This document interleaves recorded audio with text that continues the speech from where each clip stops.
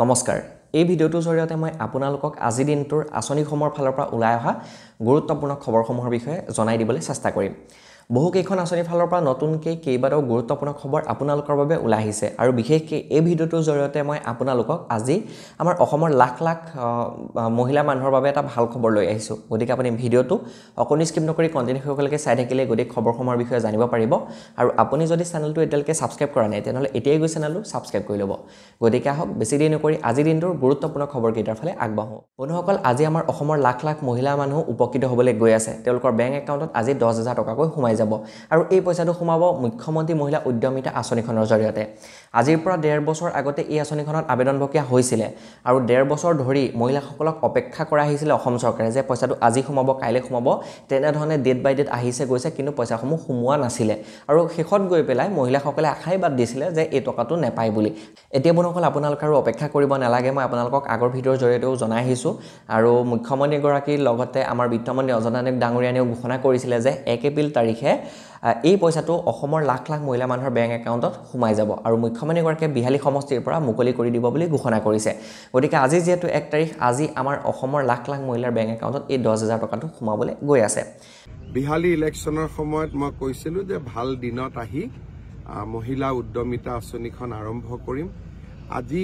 কেইবা হাজাৰো প্ৰায় 22-23 হাজাৰ মহিলাক বিহালী সমষ্টিত আমি মহিলা উদ্যমিতাৰ 10,000 টকাকৈ বিতৰণ কৰিম বাকি সমষ্টিবিলাকতো আমি এনেকুৱা একোটা অনুষ্ঠান আয়োজন কৰিম মই সকলো মন্ত্ৰী বিধায়কক কৈছোঁ যে মোৰ পৰা একোটাকৈ ডেট ল'ব লাগে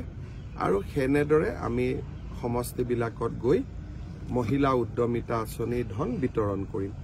মহিলা উদ্যমিতা আঁচনিত প্ৰথম বছৰ আমি 10,000 টকা দিম অৰ্থাৎ 2025-26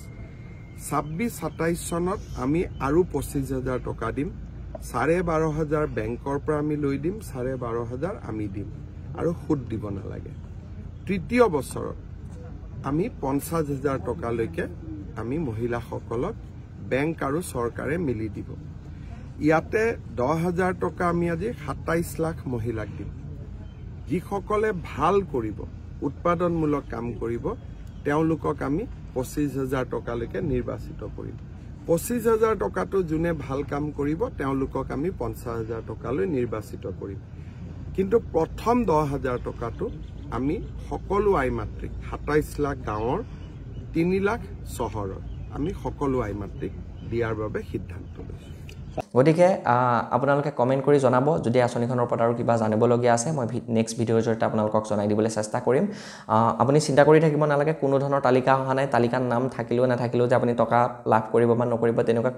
একোৱে নহয় খালি আপুনি শেষ পৰ্যায়ত ভেৰিফিকেশ্যন যিটো হৈ গৈছিলে জীৱিকা সখী কৰ্মী তাত আপুনি সহি কৰা হ'ব লাগিব তেতিয়া আপুনি টকা লাভ কৰিব সেইটোৱে ফাইনেল